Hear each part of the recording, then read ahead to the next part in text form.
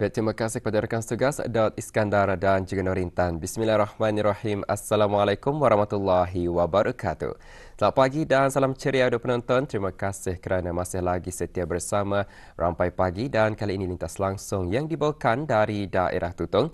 Dan kita harapkan agar audio di luar sana dalam keadaan sihat walafiat hendaknya. Dan juga kita harapkan agar apa jua yang audio ingin lakukan pada hari ini dapat berjalan dengan lancar. Dan ada saya kongsikan satu makluman terlebih dahulu sebelum kita menyaksikan bahan yang kami sediakan.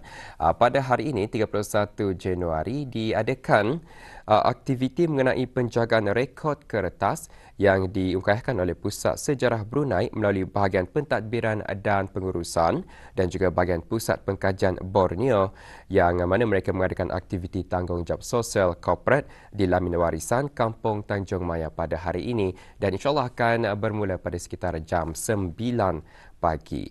Dan saya kongsikan satu makluman sebentar tadi dan untuk selanjutnya mari kita saksikan bahan yang kami sediakan untuk edisinya hari ini.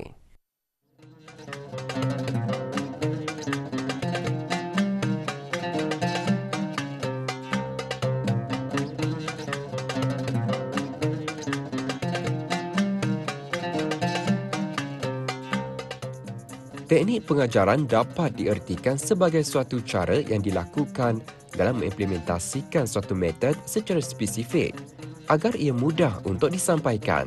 Manakala pembelajaran pula memerlukan rangsangan untuk memudahkan pelajar menerima isi pelajaran yang telah disampaikan.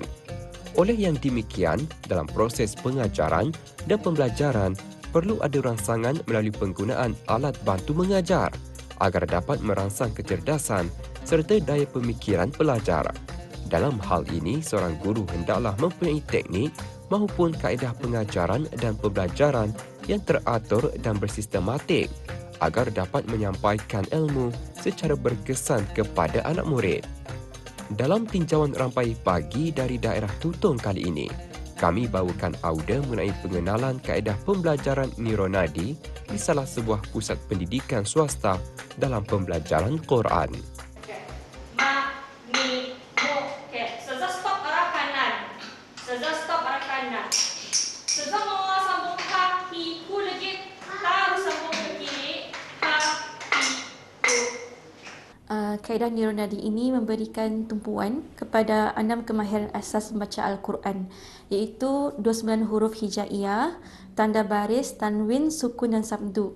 Ia juga menggunakan teknik SAS iaitu struktur, analisis dan sintesis bagi pengukuhan menguasai 336 bunyi dalam Al-Quran.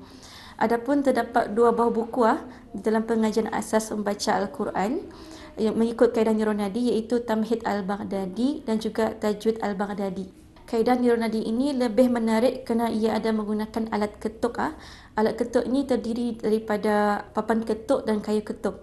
Tujuannya adalah untuk membentuk tempo bacaan serta membentuk disiplin bacaan dengan mengikut intonasi yang tersusun.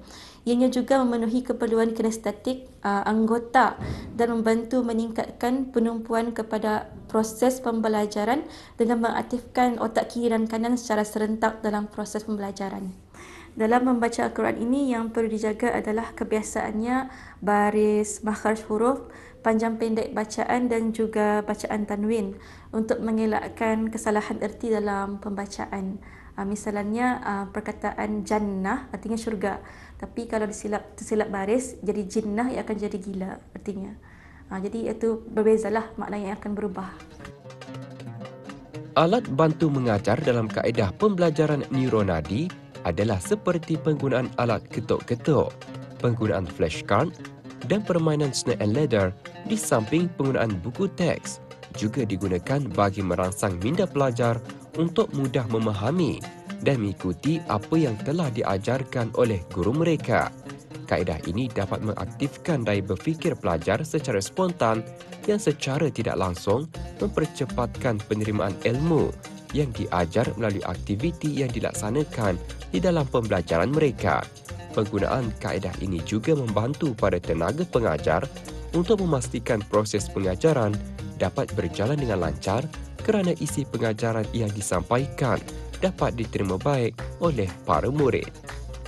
Kepentingan penerapan kaedah ini dalam pembelajaran Al-Quran seperti dalam pembelajaran tamhid, tajwid dan talaqi Al-Quran ialah dapat mempertingkatkan minat murid dalam proses pengajaran dan pembelajaran selain dapat mengekalkan ingatan yang lebih lama terhadap isi-isi pengajaran.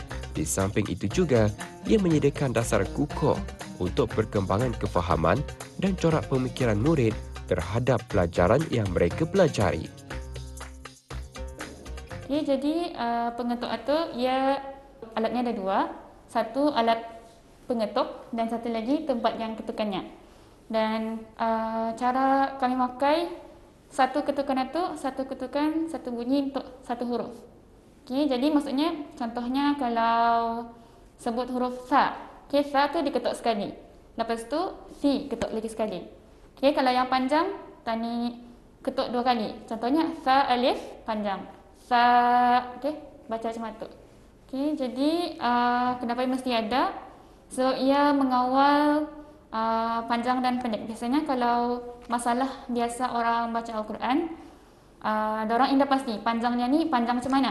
Okay, jadi kami di sini nanti kami tentukan panjangan ni mesti dua ketukan. Jadi pelajar tahu dengan dua ketukan itu panjangnya yang benar lah. Okay, kalau pendek tani ketuk satu sekali sahaja. Kan kalau tani belajar, tani student lihat guru saja dan orang dengarlah saja, dengar dan lihat saja. Tapi dengan ketukan itu tangan bergerak juga. Jadi untuk jadi pembelajaran ini yang ada dari segi penglihatan, pendengaran dan kinestetik. Jadi alat ketukan itu memenuhi keperluan orang yang memerlukan gerakan untuk belajar. Jadi dengan bergeraknya tangan itu, otak pun dipakailah kiri dengan kanan. Jadi itu membantu pelajar supaya lebih fokus dalam belajar Al-Quran. Jadi alat permainan yang lain, biasanya untuk kami pakai untuk anak-anak, ada macam yang diinspirasikan daripada permainan Snake and Ladder, tapi dalam dia punya Snake and Ladder, dia punya kereta satu ada huruf-huruf lah, contohnya sa, si, su. Jadi kami pelajar akan menggunakan dadu, orang umban, lepas tu ikut berapa jumlah dadu, orang gerakkanlah dia punya permainan tu ada hurufnya. Lepas tu orang sebut huruf apa yang ada dalam kata satu. Lagi satu yang flashcard, biasanya guru akan tukar dia punya susunan dan pelajar akan membaca lagi lah ikut susunan yang disusun oleh guru. Jadi pelajar tidak akan faham, macam contohnya kalau pelajar belajar, orang faham susunan apa yang ada dalam buku saja. Jadi kami rawatkan dia punya susunan. Jadi untuk memastikan pelajar itu benar-benar faham dan tahu apa bacaan sesuatu huruf itu. Kenapa tadi memastikan suasana pelajaran yang kondusif itu ia bagi impak arah pelajar dan juga guru lah. Jadi ia akan memberikan suasana pengajaran yang lebih yang membuatkan student lebih faham dan lebih fokus dalam kelas. Jadi sebagai guru kami mesti menghadirkan suasana pengajaran yang kondusif. Jadi selain dari itu juga, kenapa kami memerlukan persekitaran yang kondusif agar untuk menyalahkan kreatif kanak-kanak. Okay? Jadi supaya orang lebih tertarik dengan kelas satu. Sebab kanak-kanak kan orang kalau belajar macam biasa saja, orang mungkin kurang tertarik dengan itu dan mungkin akan jadi merasa bosan. Jadi dengan sedikit penambahan alat permainan dan juga flashcard itu dapat menarik minat orang untuk belajar. Dan manakala untuk yang dewasa, kami ada selipkan beberapa unsur jenakala dalam pembelajaran kami, iaitu pembelajaran itu tidak akan sedikit saja memanjang. Jadi ada interaksi antara guru dengan pelajar. Dengan penginovasian pengajaran melalui kaedah neuronadi dalam pembelajaran Al-Quran merupakan kaedah mudah belajar dengan menggunakan sistem pengajaran yang unik dan efektif yang merangsang kecerdasan minda pelajar untuk berfikir dan menerima pengajaran dan pembelajaran secara berkesan yang diajar oleh guru terlatih serta melalui penggunaan alat bantu mengajar yang setentunya banyak memberi impak positif dalam proses pengajaran dan pembelajaran Al-Quran.